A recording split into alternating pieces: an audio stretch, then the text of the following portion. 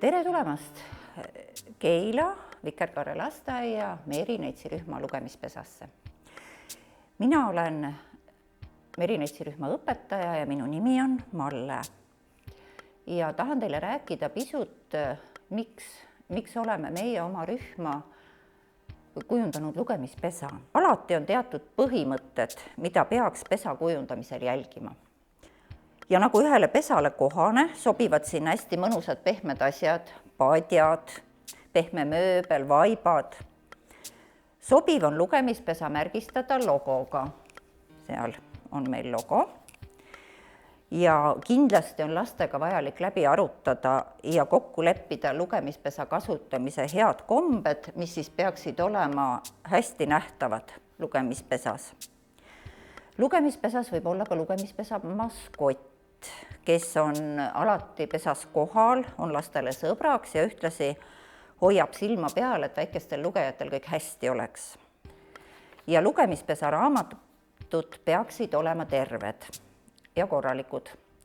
Ja katki läinud raamatuid saab siis koos lastega parandada. Tore on, kui raamatud, aga ka pusled, lauamängud on märgistatud oma rühma eksliibrisega. Nii on alati teada, millise rühma asjadega on tegu ja kui rühmad omavahel vahetusi teevad. Ja raamat leiab alati kodutee oma lugemispesasse. Lugemispesa on nagu elav organism. Ta muutub pidevalt ajas ja on tihedas seoses laste vanusega ja laste vajadustega. Väiksematele lastele on tore raamatuid eksponeerida pehmes riiulis. Suurematele lastele võiks lugemispessa või selle lähedusse kujundada niinimetatud autorilaua, kus on kättesaadavad pliiatsid, käärid, liim, auguraud, klammerdaja ja muu vajalik raamatute valmistamiseks. Et innustada toredaid pesasid looma ja olemasolevaid üksteisele tutvustada, on kord aastas toimunud õpetajate poolt parima pesa valimine. Vilditud rändhauhind, jutulind, jäi siis terveks aastaks parimasse pesasse külaliseks. Meie majas on saanud traditsiooniks iga-aastane 14. märtsi emakeelepäeva tähistamine. See on tegevus, kuhu on tugevalt kaasatud ka pered. Eelnevalt teatatud teemal valivad vanemad kodus koos lapsega luuletuse, õpivad selle selgeks, kirjutavad, kujundavad luulelehe ja toovad lasteaeda. Õpetaja köidab kõikide rühma laste luulelehtedest raamatu.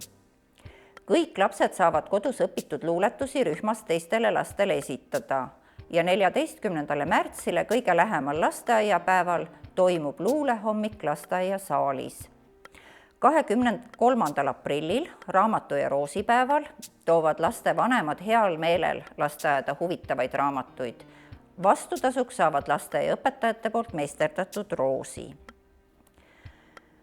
Oleme õpetajatena oma teadmisi ja oskusi meelsasti teiste õpetajate ja huvilistega jaganud. Korraldanud koolitusi, raamatute köitmise, viltimise, näpunukkude meisterdamise, lugemismängude valmistamise, järjehoidjate meisterdamise koolitusi. Konverentsi õpetajalt õpetajale raames on olnud osalejaid nii Tallinna kui ka Harjumaa teistest lasteaedadest. Meie maja logopeed on õpetajaid koolitanud teemal Õpime lugema. Lisaks kirjakeelele oleme koostanud ka väikese tutvustava õppematerjali Eesti murretest, kuhu on koondunud siis sõnad võrumurdest, kihnumurdest, setumurdest. Igal raamatul on ka autor.